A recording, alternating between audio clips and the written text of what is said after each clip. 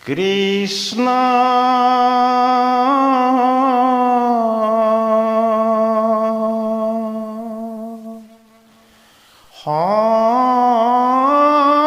শংকৰ গুৰু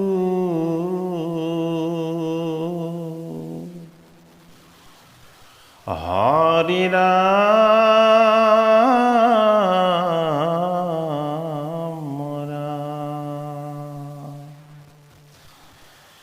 ওম নমো ভগৱতী বাসুদেৱায়।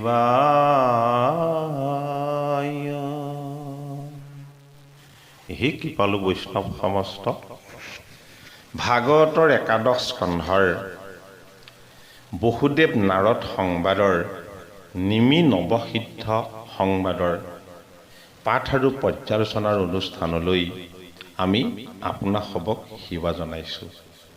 আমি ইতিমধ্যে আগবঢ়াই অহা নিমি নৱসিদ্ধ সংবাদৰ সপ্তম অষ্টম ভাগী পাঠ পৰ্যালোচনালৈকে পিপলায়নৰ নাৰায়ণ ৰূপ বৰ্ণনালৈকে আমি পাঠ পৰ্যালোচনা আগবঢ়াইছোঁ।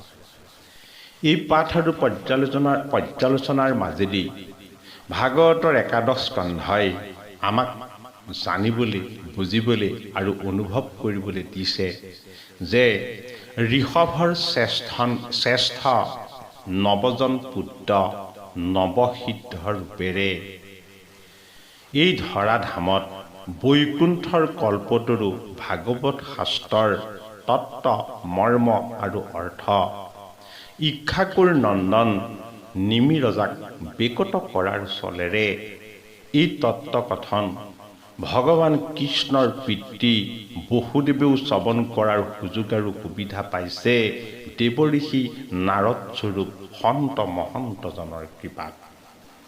কবি সিদ্ধৰ দ্বাৰা বেকত হ'ল অত্যান্তিক সুখ আৰু ধৰ্ম কি, বেদান্ত তত্ত্ব মহাভাগৱত কথন কি, মহাভকতৰ লক্ষণ সম্পৰ্কে বিদিত কৰিলে হবি সিদ্ধই, অন্তৰিক্ষ সিদ্ধই ভগৱানৰ মায়াৰ স্বৰূপ বৰ্ণনা কৰিলে। মায়াৰ স্বৰূপ শ্ৰৱণ কৰি নিমি ৰজাই মায়াৰ প্ৰতি ভয় পোৱাৰ বাবে প্ৰবুদ্ধ সিদ্ধই মায়াতৰণৰ উপায় প্ৰদান কৰিলে আৰু মায়াতৰণৰ উপায় নিৰ্দেশ দিলে। পিপলায়নৰ নাৰায়ণৰ ৰূপ বৰ্ণনাৰ যোগেদি ভগৱান নাৰায়ণৰনো কি স্বৰূপ বা ৰূপ, এই তত্ত্ব কথা আমি বৰ্তমান ভাগৱতৰ পাঠ পৰ্যালোচনাৰ মাজত আমি আপোনাসৱলৈ আগবঢ়াইছোঁ। কৃষ্ণ পিপলায়নৰ নাৰায়ণৰ স্বৰূপ বৰ্ণনা বা ৰূপ বৰ্ণনা, ইয়াৰ বাকী অংশ দ্বিতীয় ভাগী পাঠ আৰু পৰ্যালোচনা আমি আজি আপোনালোকৰ বাবে আগবঢ়াবলৈ যত্ন কৰিছোঁ। হীৰা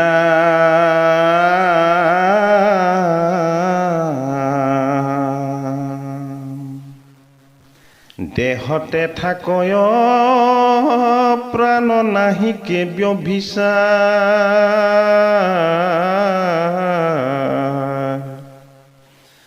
অহিমতে নাহি তো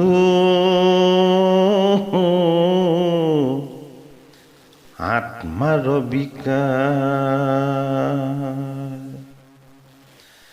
জাগৰণ কালে যিটো নিদ্ৰায় উপগত, অহংকাৰ যিনি থাকয় একমত, অহেন বাবুলি বাজেতো নাৰায়ণ তত, ও জানি বায়াচন্ত সমস্তৰ হৃদয়ত, সেই কেতিক্ষণে কোনোমতে হোৱন্ত সাক্ষাৎ কহিব নিপতি তাৰ উত্তৰ তোমাত ও যেখনে নিৰ্ভৰ নিদ্ৰা হৈ উপস্থিত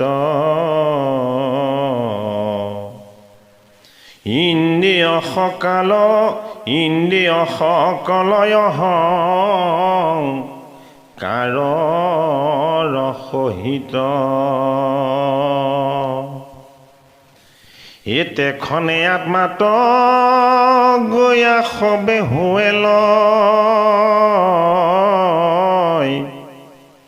সিহিকালে আত্মা সাক্ষী স্বৰূপে থাক এই জীৱৰ হয় আত্মা মাত্ৰই অনুভৱ নাথাকয় বিষয়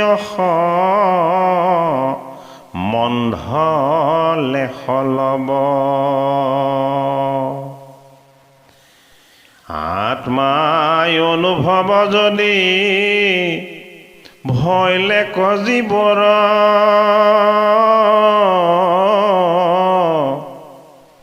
অতেবে কিয় সংসাৰক পাৱয় পুনৰ ই তাহাৰ উত্তৰ শুনা হুয়া সাৱধান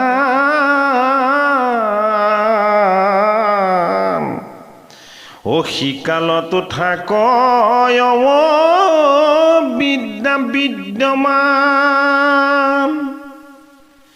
সেহি হেতু ঘটে পুনু সংসাৰ আপদ ও লিংগ দেহ ভাঙিলে সে মিলে মুখ্য পদ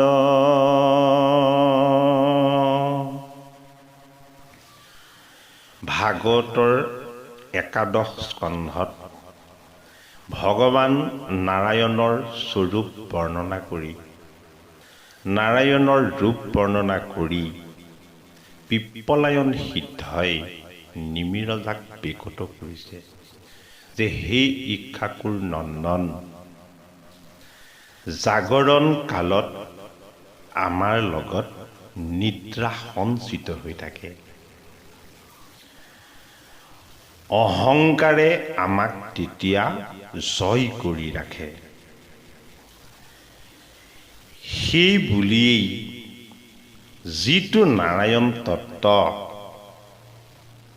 তোমাৰ মোৰ সমস্তৰে হৃদয়ত আছে তুমি সেই বুলি বুজিব লাগিব অৰ্থাৎ আমি যেতিয়া নিদ্ৰাগত অৱস্থাত গভীৰ নিদ্ৰাত ৰমণ হওঁ তেতিয়া আমাৰ ইন্দ্ৰিয়বিলাক জড় হৈ পৰে আমি তেতিয়া সংজ্ঞাহীন হৈ কেৱল ঈশ্বৰ তত্ত্বৰ মাজত বিলীন হৈ থাকোঁ এই জড়জাগতিক জগতখনতনো কি ঘটি আছে কিনো হৈ আছে গভীৰ নিদ্ৰাত থকা জনে একো অনুভৱ কৰিব নোৱাৰে গতিকে হে নিমিৰজা নাৰায়ণ ৰূপী পৰম পবিত্ৰ আত্মাৰ তত্ত্বও ঠিক তেনেকুৱাই তোমাৰ জড় জাগতিক বিষয় বন্ধনবিলাকে নাৰায়ণ স্বৰূপ ঈশ্বৰৰ পৰম তত্ত্বক স্পৰ্শ নকৰে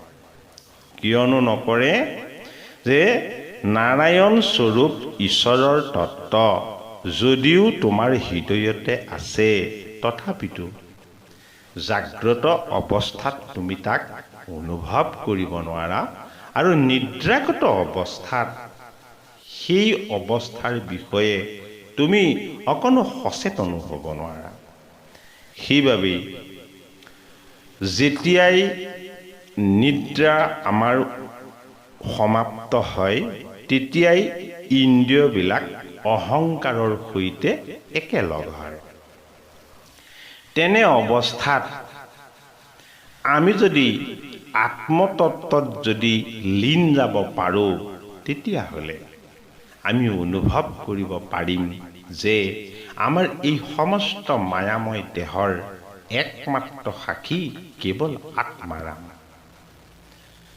জীৱৰ যেতিয়া আত্মাৰ স্বৰূপ অনুভৱ হৈ থাকে, তেতিয়া বিষয় সম্বন্ধ বস্তুবিলাক লেখ মানুহ তেওঁৰ লগত নথকা হয়। আত্মাৰ অনুভৱ যদি জীৱৰ হৈ যায়, তেতিয়া জীৱবিলাকে সংসাৰৰ বন্ধনৰ মাজত আৰু পুনৰ পৰিব নালাগে। আৰু তাৰ উত্তৰো তুমি সাৱধান হৈ শুনা, যি সময়ত অবিদ্যা বিদ্যমান থাকে, সেই সময়তেই আমাৰ সংসাৰৰ আপদ আৰু বিপদবিলাকে আমাক বেৰি ধৰে। কিয়নো লিংগ দেহ যেতিয়ালৈকে আমাৰ লগত থাকিব, তেতিয়ালৈকে আমাৰ অবিদ্যা থাকিব, আৰু এই অবিদ্যা থকালৈকে আমি কেতিয়াও মুখ্য পদ লাভ কৰিব নোৱাৰোঁ। এই বুলি নিমি ৰজাক পিপ্পলায়ন সিদ্ধই নাৰায়ণ ভগৱানৰ স্বৰূপ বিগত কৰিছে। হে যদি বোলা লিংগ দেহ ভাগিব কিমত,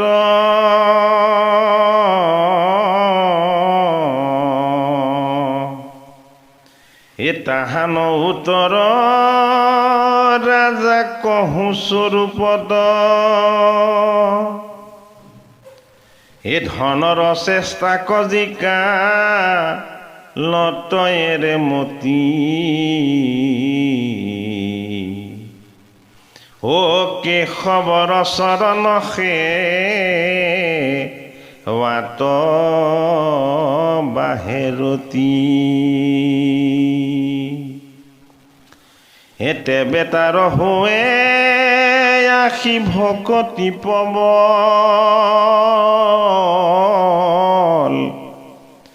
এ পখালে চিতৰ তাৰ আছে যতমল, ও কেশৱ সেৱায়ে যাৰ ধৌত ভৈল চিত্ত, ও হুৱে তাততে বেয়াসী ঈশ্বৰ বিদিত। আমাৰ জীৱনত এফালে বাস কৰে আমাৰ সংসাৰ, অন্যফালে বাস কৰে আমাৰ পৰমাত্মা কৃষ্ণ। পৰমাত্মা কৃষ্ণ আৰু সংসাৰ, এই দুইটাৰ মাজত যি বসবাস কৰি আছে, সেয়াই হ'ল মধ্যম পাণ্ডৱ। সেয়াই হ'ল জগতৰ ঈশ্বৰ কৃষ্ণৰ চৰণৰ প্ৰতি অন্তৰংগ গভীৰ অনুৰাগ। যেতিয়া মনে সংসাৰৰ ফালে আমাক টানি নিয়ে, তেতিয়া আমি কৃষ্ণ বিমুখ হওঁ।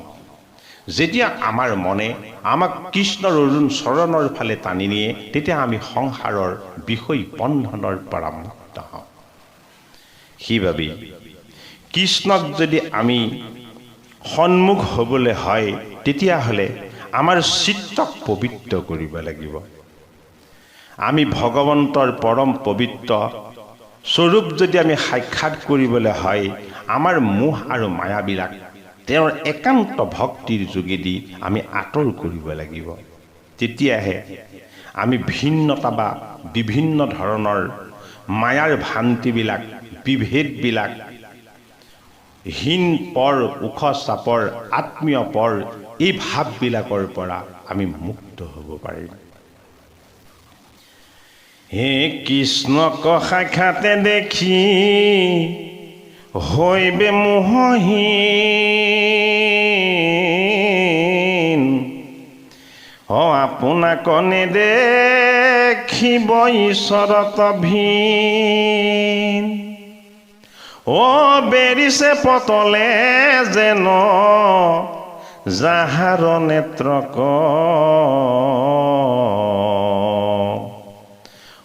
সিটোজনে নেদেখে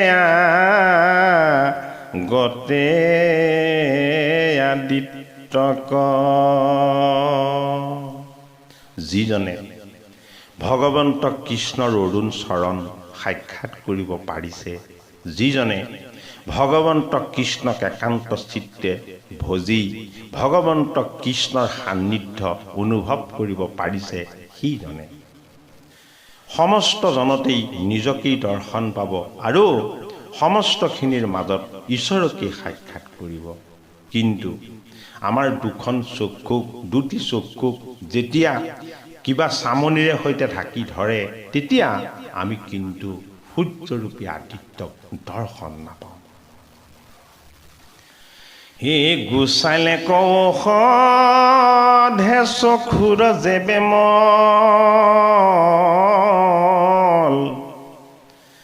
যিজনে সাক্ষাতে দেখে সূৰ্যৰ মণ্ডল। সেইমতে কৃষ্ণ কথা শ্ৰৱণ কীৰ্তনে, গুণৰ কৰ্মৰ মল তেজে তাৰ মনে। যিজন ভকতে শুদ্ধ চিত্তে ভগৱন্ত কৃষ্ণৰ কথা শ্ৰৱণ কীৰ্তন কৰে, সেইজনৰ গুণগত তিনি গুণাত্মক মায়াৰ যত মল আছে, যত সঞ্চিত পাপ আছে, যত যিমান কৰ্মৰ বন্ধন আছে, এই সমস্ত বন্ধনবিলাকৰ পৰা ভগৱন্তৰ একান্ত ভক্তিয়ে তেওঁক মুক্ত কৰি দিয়ে। হে নিৰ্মল মনত হৈ আত্মপৰিচয়,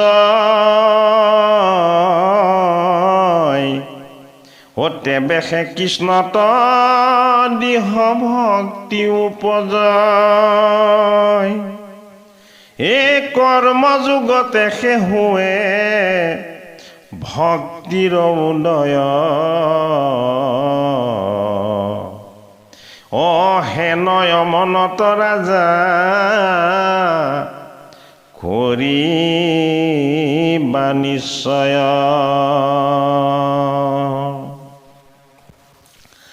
নিৰ্মল মনতহে আত্মাৰ পৰিচয় হয়, আৰু মন যদি নিৰ্মল হ'ব লাগে, তেতিয়াহ'লে ভগৱন্ত কৃষ্ণক দৃঢ়ভাৱেৰে ভকতি কৰিব লাগিব। ভগৱন্ত কৃষ্ণক যিজনে সুদৃঢ় বিশ্বাসেৰে ভকতি কৰে, সেইজনে সমস্ত কৰ্ম ভগৱন্ত কৃষ্ণতেই অৰ্পণ কৰে। যি কৰ্ম ভগৱন্ত কৃষ্ণত অৰ্পিত হৈ কৰ্মৰ ফলৰ মোহ আৰু মায়াও ত্যাগ কৰি দিয়া যায়, তেনে কৰ্ম বন্ধনৰ পৰা মুক্ত হোৱা বুলি কোৱা হয়, আৰু তেনে কৰ্মক কোৱা হয় কৰ্মযোগ বুলি। অৰ্থাৎ যি সংযোগ ঈশ্বৰ কৃষ্ণৰ লগত, যাৰ সমস্ত কৰ্ম ঈশ্বৰ কৃষ্ণৰ চৰণত অৰ্পিত, যিজনে কৰ্ম কৰিছে ভগৱন্ত কৃষ্ণক সন্তুষ্ট কৰিবৰ কাৰণে, যিজনে জীৱন দিছে ভগৱন্ত কৃষ্ণৰ অৰুণ চৰণ উপাসনা কৰিবৰ কাৰণে, সেইজনে জীৱনৰ কৰ্মবিলাকৰ যি বন্ধন, যে কাম কৰিছোঁ ইয়াৰ পৰা মোৰ লাভ হ'ব, কাম কৰিছোঁ ইয়াৰ পৰা মোৰ লোকচানো হ'ব পাৰে, কৰ্ম কৰিছোঁ মোৰ লাভ হ'ব নে নহ'ব, কৰ্ম কৰিছোঁ ইয়াত মোৰ কিবা ক্ষতি হ'ব নেকি, এই ভয় ভীতিবিলাক অজ্ঞান অবিদ্যা আৰু আত্মতত্বৰ দৰ্শন অবিহনেহে হয়। যিজন আত্মদৰ্শী ভগৱন্ত কৃষ্ণৰ একান্ত ভকত, সেইজনে জীৱন যদি দিছে, তেতিয়াহ'লে ভগৱন্ত কৃষ্ণৰ অৰুণ চৰণ উপাসনা কৰিবৰ কাৰণে তেওঁৰ হৃদয়ত ভগৱন্তৰ গুণ কীৰ্তনৰ শ্ৰৱণ কীৰ্তন ভক্তিৰ পবিত্ৰতাই সদায় বিৰাজমান হয়, আৰু জীৱনৰ সমস্ত কৰ্মই তেওঁ ভগৱান কৃষ্ণত অৰ্পণ কৰে।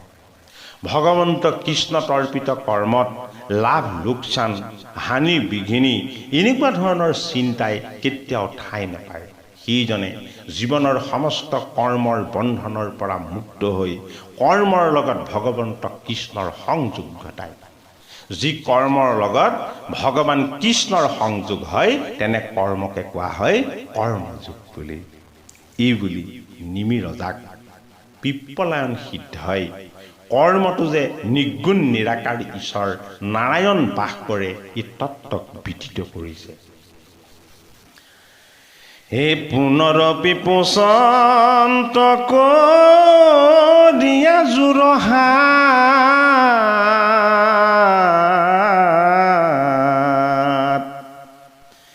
হে কৈও কৰ্মযোগ সিদ্ধ সমস্ত আমাৰ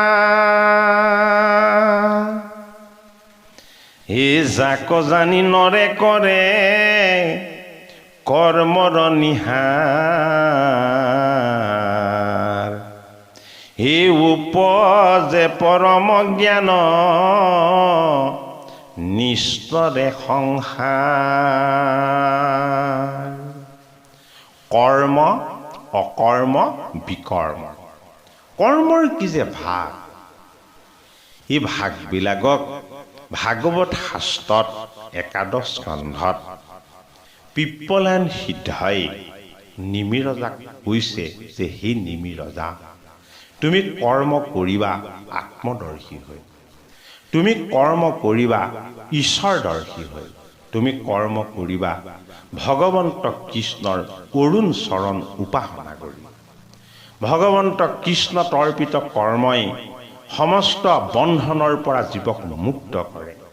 আৰু নিমি ৰজাই এই কৰ্মযোগনো কি তাক ভালদৰে অনুভৱ কৰি কৰ্মযোগ আৰু ঈশ্বৰ কৃষ্ণ বা নাৰায়ণৰ এই নিগুণ কৰ্মৰ মাজত নিৰ্বাস কেনেদৰেনো হৈ আছে এই কথা জানিবৰ কাৰণে নিমি ৰজাই এইবাৰ সিদ্ধসকলক পুনৰ প্ৰশ্ন কৰিলে যে যিজন নৰে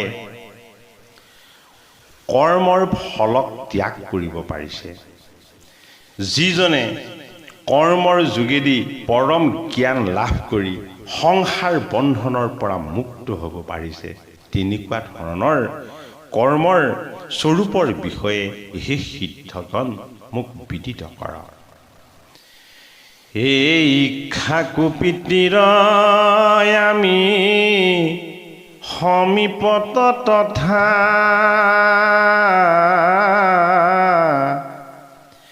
এই ব্ৰহ্মপুত্ৰ খবত পুছিলো ইটো কথা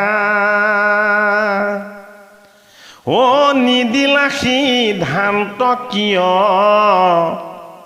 সনক সননে ও কহিও কাৰণ শুনো পৰম আনন্দে হে হৰি ৰাম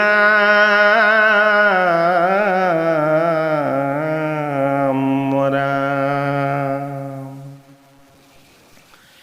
ইক্ষাকু পিতৃৰ কাষত যেতিয়া আমি আছিলোঁ, ব্ৰহ্মাৰ মানস পুত্ৰ যেতিয়া তেওঁৰ ওচৰলৈ আহিছিল, তেতিয়া সনক সনন্দক মই এই প্ৰশ্ন সুধিছিলোঁ, কিন্তু হে সিদ্ধগণ, সনক সনন্দ আদি সিদ্ধগণে মোক কিন্তু তেতিয়া সেই প্ৰশ্নৰ উত্তৰ নদিলে। আবিৰ্হূত্ৰ আৰু দ্ৰুমিল সিদ্ধৰ কৰ্মযোগ কথন। হে শুনি আবিৰ্হূত্ৰ সিদ্ধে দিলন্ত সিদ্ধান্ত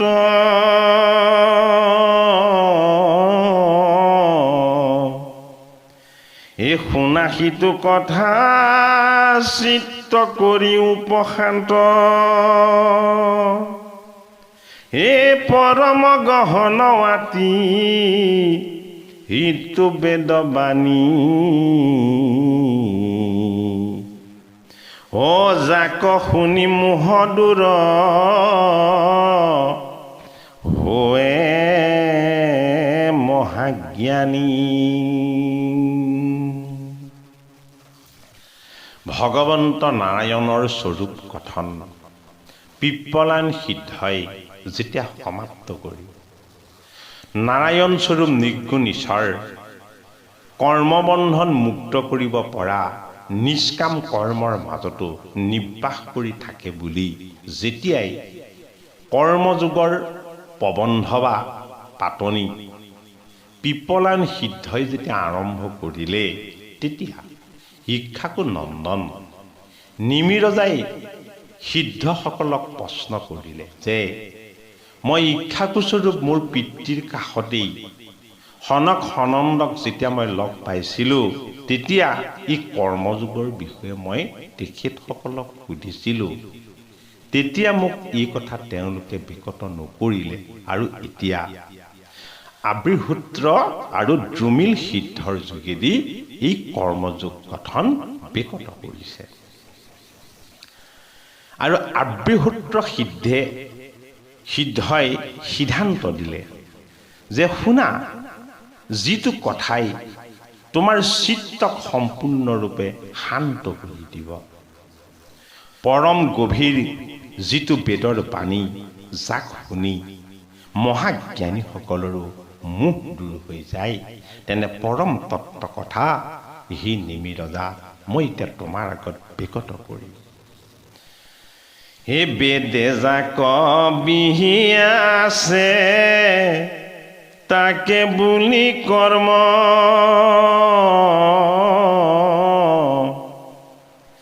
বেদে যাক নিষেধিলে সেহিটো অকৰ্ম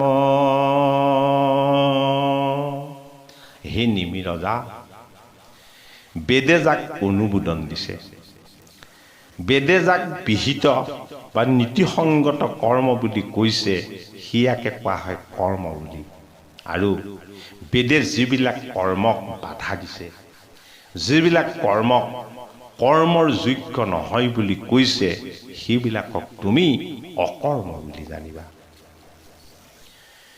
হে বিহিত নাচৰি হয় বিকৰ্ম পাতে ক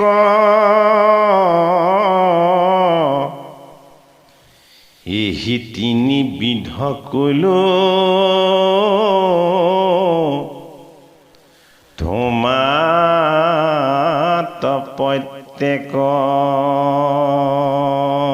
অৰ্থাৎ বিহিত কৰ্মক যদি আচৰণ নকৰে তেতিয়াহ'লে তেনেকুৱা ধৰণৰ কৰ্মৰ যোগেদি পাপ সঞ্চয় হয় আৰু সেই কৰ্মক কোৱা হয় বিকৰ্ম বুলি অৰ্থাৎ আবিৰ্ভূত্ৰ আৰু দ্ৰুমিল সিদ্ধৰ কৰ্মযোগ গঠনত আবিৰ্ভূত্ৰ সিদ্ধই নিমিৰজাক ক'লে যে কৰ্ম অকৰ্ম আৰু বিকৰ্ম কৰ্মৰ এই তিনিটা ভাগৰ বিষয়ে তুমি শুনা যি কৰ্মক বেদে অনুমোদন দিছে তেনেকুৱা ধৰণৰ কামবিলাকক বা সেইবিলাকক কৰ্ম বুলি কোৱা হয় যিবিলাকক বেদে বাধা দিছে বা নিষেধ কৰিছে সেইবিলাকক কোৱা হয় অকৰ্ম বুলি আৰু যিবিলাকে বিহিত কৰ্মক আচৰণ কৰা নাই তাক কোৱা হয় বিকৰ্ম বুলি আৰু এই তিনিবিধ কৰ্মৰ বিষয়ে মই তোমাক বিকত কৰিছোঁ হে বিকৰ্ময় অকৰ্ম কৰ্ময় হিতিত্ৰয় হে বেদৰে সেমতে জানা লৌকিক নহয় বিকৰ্ম অকৰ্ম আৰু কৰ্ম এই তিনিটাক বেদত একেলগে ত্ৰিত্ৰয় বুলি কোৱা হয় ত্ৰিত্ৰয় আৰু বেদৰ মতে তুমি জানিব পাৰিবা যে এই ত্ৰিত্ৰয় লৌকিক নহয় অৰ্থাৎ অলৌকিক হে যাক বেদ বোলে সিটো ঈশ্বৰ সাক্ষাৎ হে যিটো ঈশ্বৰন্ত হন্তে লৈ আছে যাত ইহাৰ অৰ্থত মোহ হোৱে মহাজ্ঞানী অবেদৰ ততক পাইব আন কোন প্ৰাণী। হে নিমি ৰজা, যাক বেদ বোলে সেইটো সাক্ষাৎ ঈশ্বৰৰ ৰূপ, যিটো ঈশ্বৰৰ নিজৰ মুখেৰে বা ঈশ্বৰৰ পৰাই উৎপত্তি হৈছে। মোহ আৰু অৰ্থৰ লোভে মহাজ্ঞানীসকলকো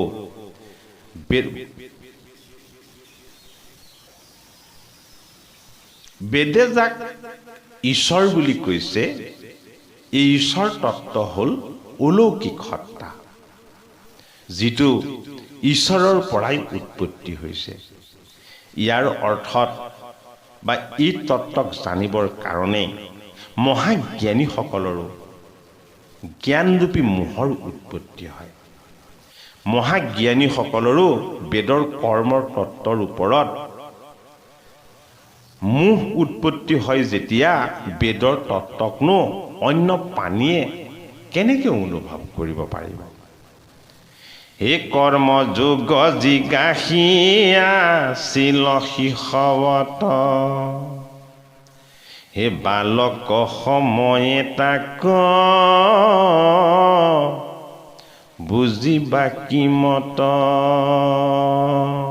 আৰু আবিসূত্ৰ সিদ্ধই ক'লে যে জ্ঞানীসকলেও এই বেদৰ কৰ্মৰ বিষয়ে মোহিত হয়। আৰু তুমি তেতিয়া শিশু আছিলা, তোমাৰ জ্ঞান তেতিয়া পৰিপক্ক হোৱা নাছিলে, আৰু সেইটো কাৰণে কৰ্মযোগ জানিবৰ কাৰণে যি জিজ্ঞাসাৰ প্ৰয়োজন, সেই জিজ্ঞাসা তুমি বালক হৈ থকাৰ কাৰণে তোমাৰ সেই সময়ত অন্তৰত গঢ় লোৱা নাছিলে, আৰু পৰম দুষ্কৰ কৰ্মযোগ অতিশয় জটিল। গতিকে তুমি শিশু অৱস্থাত ইচ্ছাকুৰ তনয় হৈ থকাৰ বাবেই সিদ্ধসকলে সেই সময়ত তোমাক বিকট নকৰিলে। হে ৰাম, পৰম দুষ্কৰ কৰ্ম যোগৱাতি হয়।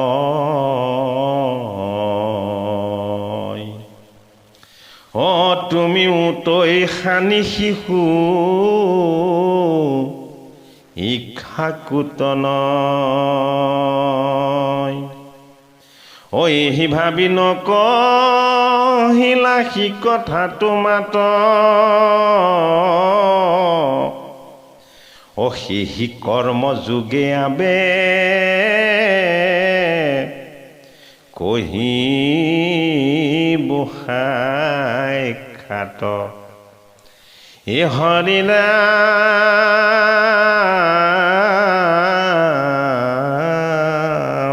ৰাম।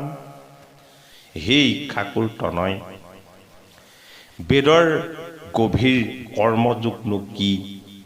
জ্ঞানীসকলো এই কৰ্মযোগৰ তত্ত্বত মোহিত হয়। তুমি শিশু হৈ থকাৰ কাৰণেই সেই সময়ত এই গভীৰ পৰম তত্ত্বজ্ঞানৰ কথা সনক সনন্দ আদি সিদ্ধসকলে তোমাক বিকট নকৰিলে। আৰু যদিও তেৰা সমস্তই তোমাক বিকট নকৰিলে, আজি আমি তোমাক সেই গভীৰ কৰ্মযোগ সম্পৰ্কে বিকট কৰিম এই বুলি আব্যসূত্ৰ আৰু দুমিল সিদ্ধাই নিমি ৰজাক কৰ্মযোগৰ বিষয়ে বিকট কৰিবলৈ ল'লে। সেই কৃপালো বাপ-বান্ধৱাই সমস্ত ভাগৱতৰ ১১ স্কন্ধৰ নিমি নৱসিদ্ধ সংবাদৰ তত্ত্ব অতি গভীৰ। আমিও এই গভীৰ পৰ্যালোচনাৰ জটিলতা অনুভৱ কৰিব পাৰিছোঁ। আমাৰ আজি এই পাঠ পৰ্যালোচনাত অনেক ভুল ভ্ৰান্তি দুষ্কৃতি হৈ যাব পাৰে। আমি আপোনাসৱৰ সমস্তৰে চৰণত সেৱা জনাই আমাৰ আজিৰ এইভাগী পাঠ আৰু পৰ্যালোচনাৰ সামৰণিৰ সেৱা ধৰিছোঁ। অহাভাগী পাঠ পৰ্যালোচনাত আব্যসূত্ৰ আৰু দুমিল সিদ্ধৰ কৰ্মযোগ কথনৰ বাকী অংশৰ পৰা আমি পাঠ পৰ্যালোচনা আগবঢ়াবলৈ যত্ন কৰিম। হৰি